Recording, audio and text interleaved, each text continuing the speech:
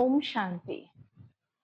आज 16/5/2026 चे शनिवारचे साकार मुरलीचे महावाक्य. आज बाबांनी कोमल न बनता कमाल कसे बनायचे त्याबद्दल विशेष सांगितले. बाबा सांगतात की खास तुमच्यासाठी या सृष्टीचं परिवर्तन करत आहे, म्हणून मिरुआ मौत मलुका शिकार याचेही विश्लेषण आज बाबांनी केलं. निरंतर आठवणीमध्ये राहण्यासाठी काय करायचं आणि गावागावांमध्ये बाबांचा संदेश पोहोचवण्यासाठी प्रदर्शनी प्रोजेक्टरची सेवा करताना कशा पद्धतीने स्वतःला अभ्यासात पक्के ठेवायचे त्याबद्दलही बाबांनी आज मार्गदर्शन केलेलं आहे. चला बाबांचे महावाक्य ऐकूया. गोड मुलांनो, सदैव लक्षात ठेवा की खूप वेळ संपलेला आहे, खूप थोडा बाकी राहिला आहे, आता घरी जायचे आहे. हे तमोप्रधान शरीर व तमोप्रधान दुनिया याला आता विसरायचे आहे. प्रश्न: कोणता नशा निरंतर राहिला तर स्थिती श्रेष्ठ व सतोप्रधान चांगली बनेल? उत्तर: निरंतर नशा हवा की मिरुआ मौत मलुका शिकार, म्हणजे सर्वांचाच नाश होईल, सर्वच जण मरतील, परंतु फायदा मात्र संगम युगावर पुरुषार्थ करणाऱ्या आत्म्यांना असेल. म्हणजे शिकारी शिकार करतो, शिकार ज्याची होते त्याचं नुकसान आहे, परंतु शिकारीला मात्र फायदाच झालेला आहे. म्हणून बाबा म्हणतायत की आम्ही फरिश्ता बनून प्रियकर परमात्म्याच्या सोबत घरी जाणार, हा नशा सदैव ठेवा. बाकी सर्व समाप्त होणार आहे. आता ही जुनी कातडी सोडून नवीन घ्यायची आहे. हे ज्ञान बुद्धीत दिवसभरामध्ये मध्ये मध्ये आपोआपच आठवलं पाहिजे, टपकत राहिलं पाहिजे, तरच आपण आनंदी राहाल व स्थिती उच्च श्रेणीची बनेल. गीत आहे. हे कोण आले आज सकाळी सकाळी? ओम शांती. पतित दुनिया भ्रष्टाचारी आहे आणि नवीन दुनिया श्रेष्ठाचारी आहे. नवीन दुनियेमध्ये खूप थोडी जनसंख्या असेल आणि नवीन दुनिया छोटी असेल. आणि ही जुनी दुनिया आज सागराला सुकवून सुद्धा जिकडे पहावे तिकडे मनुष्य सृष्टी पसरलेली आहे. सतयुगामध्ये फक्त भारतामध्येच देवांचं राज्य, महल, राजधानी असतील, अन्य स्थान, अन्य खंड त्यावेळेला नसतील. अर्थात तिथे देवतांचा निवास नसणार. सतयुगात सोन्याचे महल आहेत आणि रावणाने ते सर्व काही आज हिसकावून घेतलेलं आहे.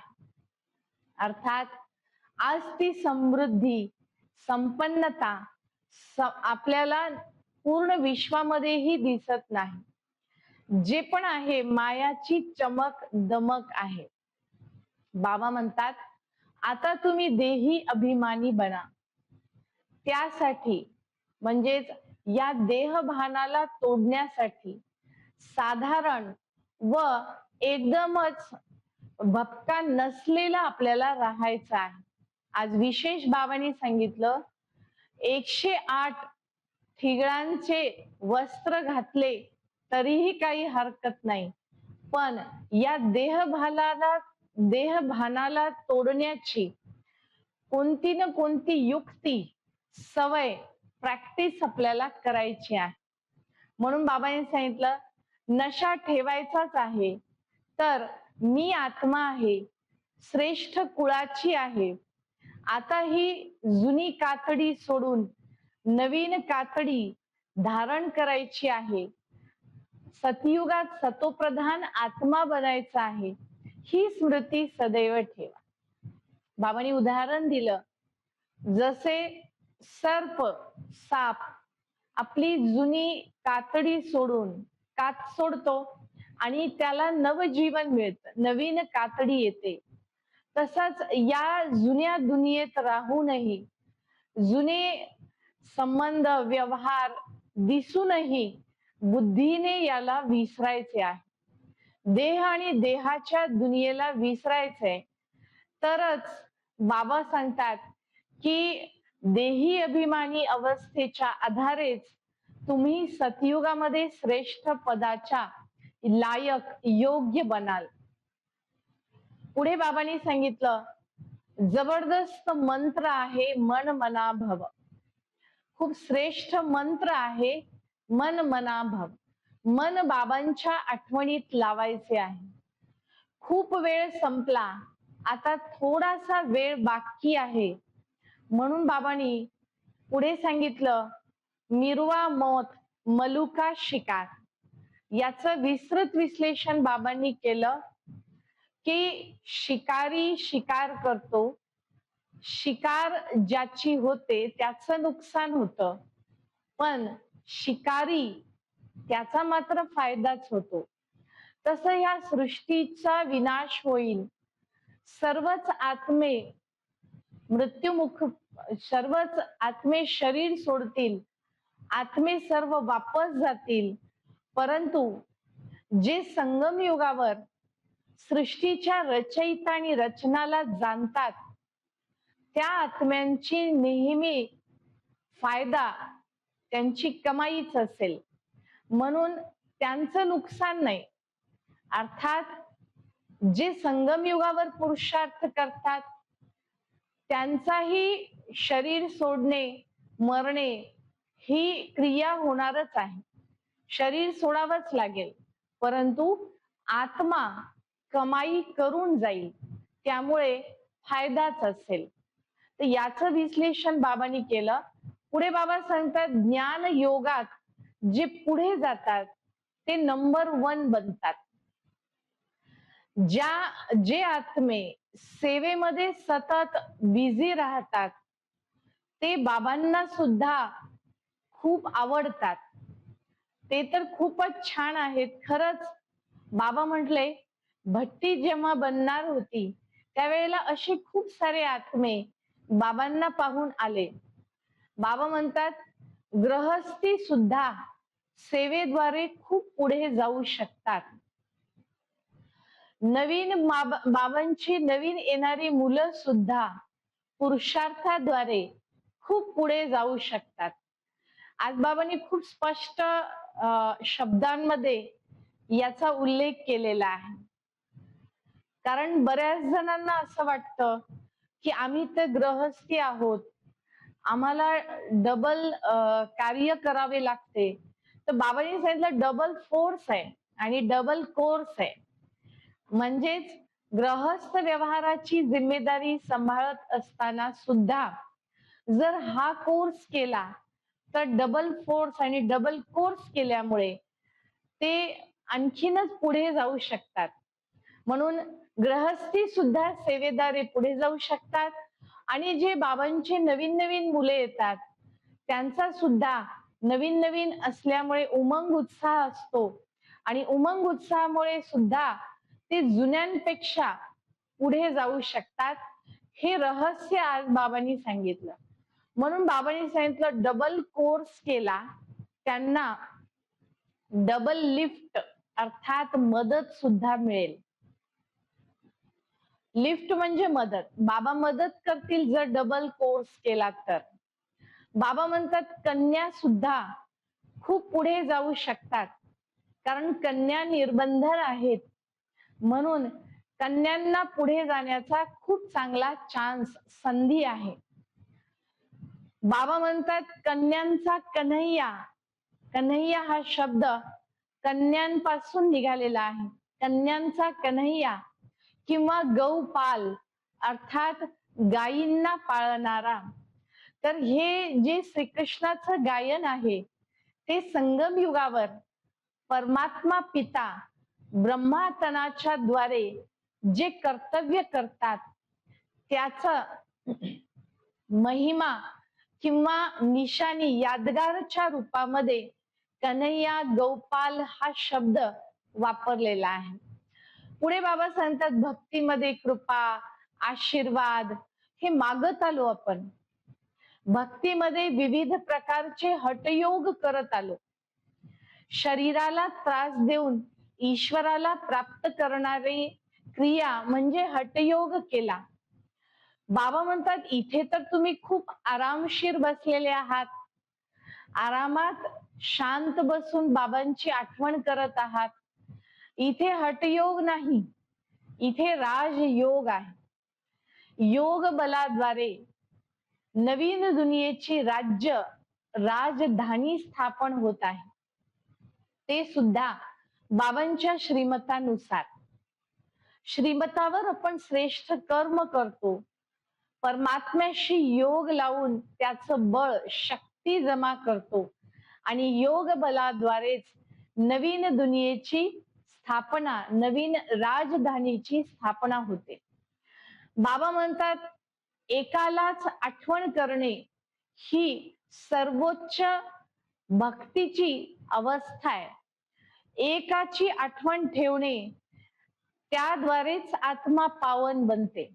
भक्तीमध्ये आठवण केली परंतु अनेकांची, एकाची आठवण केल्यानेच आत्मा पापातून मुक्त होते आणि पावन बनते. पुढे बाबांनी सांगितलं, सूर्यवंशी घराणा जेव्हा होता तेव्हा गोल्डन एज होत. अर्थात सूर्यवंशी घराणा जेव्हा होता तेव्हा सृष्टी सोन्याची दुनिया होती. जेव्हा चंद्रवंशी घराणा आला तिथे चांदीचं युग आलं. द्वापर युगामध्ये जिथे वैश्यवंशी झाले तिथे मात्र दुनिया ताम्रयुग, तांब्याची किंवा पितळ युग आलं. आणि कलियुगामध्ये मनुष्य आत्मा तमोप्रधान झाली, त्यामुळे याला कॉपर एज अर्थात लोखंडाचं युग म्हटलं. बाबा म्हणतात, संगम युगावर आता तुम्हाला या आयरन एज मधून गोल्डन एज मध्ये जायचं आहे. या लोखंडाच्या दुनियेतून सोन्याच्या दुनियेमध्ये जायचं आहे. त्यामुळे इथे पुरुषार्थ करायचा आहे. भक्तीमध्ये गंगा जलास पावन समजून नियमपूर्वक स्नान करण्यासाठी गेले. कुठे पण नाला ओढा जिथे दिसला तिथे स्नान करून असं समजलं की आपलं पाप धुवून गेलं. पण बाबा सांगतात, तुम्ही आठवणीच्या द्वारेच आपल्या स्वतःच्या पापकर्मांना नष्ट करू शकता. पुढे बाबांनी सेवेचे खूप सारे विविध प्रकार आणि युक्ती सांगितल्या. बाबा म्हणतात, प्रोजेक्टर किंवा प्रदर्शनी गावागावामध्ये करा. भाषणाची तयारी करा. खूपदा असे होते की भाषण करून आल्यानंतर आपल्याला आठवतं की हा पॉइंट्स, हा मुद्दा आपण सांगितला असता तर खूप चांगलं झालं असतं. म्हणून बाबा सांगतात, लिहा, अभ्यास करा आणि मग भाषण करा. भाषण करताना देही अभिमानी अवस्था पाहिजे. बाबा आता त्रिनेत्री बनवत आहेत, तर मग मेहनत करायची आहे आणि खुशीमध्ये राहायचं आहे. आमच्या राज्यात काय काय असेल याचा विचार करायचा आहे. आणि चांगला अभ्यास, जितका चांगला अभ्यास कराल तितकं राज गादीवरती बसण्याचा अधिकार भेटेल. बाबा म्हणतात, चांगले भाषण करणाऱ्यास विविध ठिकाणी विविध क्षेत्रामध्ये बोलवतात, तर त्यांना मानही द्यायला हवा. आम्हालाही असे हुशार बनायचे आहे, हे पण लक्ष आपल्याला ठेवायचंय. अच्छा, गोड गोड मुलांप्रती मातपिता बापदादांची सुमधुर आठवण, सुप्रभात आणि नमस्ते. आत्मिक पित्याची आत्मिक मुलांना नमस्ते, आत्मिक मुलांची आत्मिक पित्यास नमस्ते. धारणेसाठी पहिला पॉइंट, अतिंद्रिय सुखाचा अनुभव करण्यासाठी देहाचे भान तोडण्याचा पुरुषार्थ करायचा आहे. आता वापस घरी जायचे आहे म्हणून बुद्धियोग घरी अर्थात परमधामशी लावायचा आहे. दुसरा पॉइंट, गृहस्थ व्यवहारात राहताना अभ्यास पण करायचा आहे आणि डबल कोर्स पण करायचा आहे. ज्ञानाचे स्नान व आठवणीची यात्रा करायची आहे आणि करवायची आहे. आजचं वरदान, कोमलतेस कमालमध्ये परिवर्तन करून मायाजीत बनणारे शस्त्रधारी शक्ती स्वरूप भव. स्वतःच्या संस्कारामध्ये बदल करण्यात कोमल बना, कर्मात कोमल नका बनू, त्यात शक्ती स्वरूप बना. शक्तीचे कवच मायाचे बाण भेदू शकणार नाहीत. शक्तीच्या कवचामध्ये मायाचे बाण येऊ शकत नाही. म्हणून चेहऱ्यामध्ये नयनांमध्ये कोमलते ऐवजी शक्ती स्वरूप. तेव्हा मायाजीत व सन्मान सहित पासचे प्रमाणपत्र आपल्याला मिळेल. सुविचार, त्रिकालदर्शीच्या आसनावर आरूढ होऊन कर्म करत राहा तर माया दुरूनच पळून जाईल. आजचा व्यक्त इशारा, सदा अचल अडोल एकरस स्थितीमध्ये राहण्यासाठी जसे ब्रह्माबाबांनी अथक होऊन पुरुषार्थ केला व सर्वांच्या समोर उदाहरण मुरत राहिले, तसंच वाणीमध्ये नव्हे तर स्थितीद्वारे सेवा करायची आहे. वेळेनुसार आपली स्थिती एकरस बनवायची आहे. तर हा सर्व ग्रहपाठ बाबांनी आपल्याला दिला, तो आज दिवसभरामध्ये प्रॅक्टिकल आचरणात आणूया. ओम शांती.